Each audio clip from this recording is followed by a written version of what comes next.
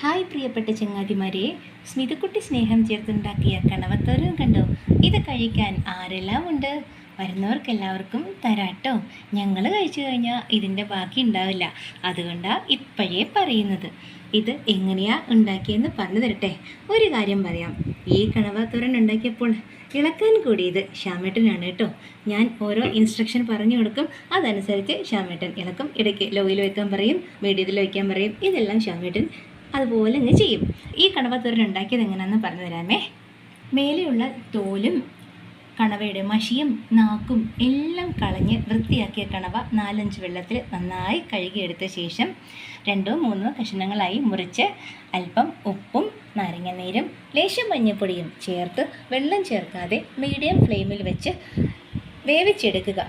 വേകുമ്പോൾ വെള്ളം പറ്റണം, അതുവരേക്കും നമുക്ക് വേവിച്ചെടുക്കാവുന്നതാണ്. ഇടയ്ക്കിടയ്ക്ക് നമ്മൾ അത് ഇളക്കി കൊടുക്കേണ്ടതാണ്. ഇത് വേകുന്ന സമയം കൊണ്ട് നമുക്ക് ഒരു തേങ്ങ ചിരകിയെടുത്ത് 1 മിനിറ്റ് ഒന്ന് വറുക്കണം. അതിൻ്റെ കളർ മാറി വരുമ്പോൾ ഞാൻ തിരിച്ചറിയുന്നത് സ്മെല്ല് വെച്ചിട്ടാണ്.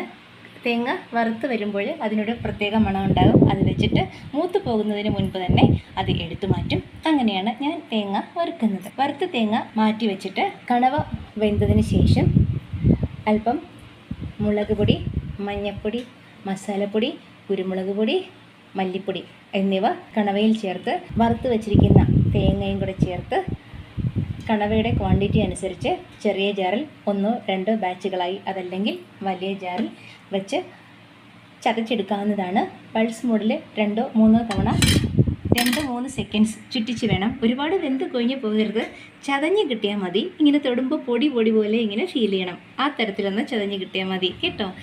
പിന്നെ നമ്മൾ ചെയ്യേണ്ടത്, 1 സവോള, 2 പച്ചമുളക് അരിഞ്ഞ് മാറ്റി വയ്ക്കുക. തക്കാളി വേണമെന്നില്ല. ഇഞ്ചി വെളുത്തുള്ളി ഇടിക്കല്ലിൽ വെച്ച് ചതച്ചത് മാറ്റി വയ്ക്കുക.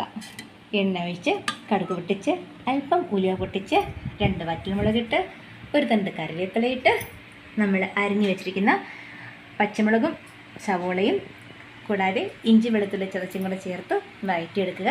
ശേഷം നമ്മൾ മിക്സിയിൽ ചതച്ച് വെച്ചിരിക്കുന്ന കണവ മിശ്രിതം എടുത്ത് നന്നായി ചേർത്ത് ഇളക്കി ഡ്രൈ ആക്കി എടുത്താൽ നമ്മുടെ അടിപൊളി കണവത്തോരൻ റെഡി. എല്ലാവരും ട്രൈ ചെയ്ത് നോക്കണം കേട്ടോ. ഡിസ്ക്രിപ്ഷൻ അടക്കം ഞാൻ കൊടുത്തിട്ടുണ്ടേ, അതായത് പറഞ്ഞിട്ടുണ്ടെന്നാണ്. ഓക്കെ, എല്ലാവരും ട്രൈ ചെയ്ത് നോക്കണേ. എന്നിട്ട് നിങ്ങളുടെ അഭിപ്രായം അറിയിക്കാമല്ലോ. അപ്പോൾ സ്മിതക്കുട്ടിയെ കാണാനും സ്മിതക്കുട്ടിയുടെ വർത്തമാനങ്ങൾ കേൾക്കാനും വിശേഷങ്ങൾ അറിയാനും എല്ലാവരും പറഞ്ഞിട്ടോ. ആരും മറക്കല്ലേ.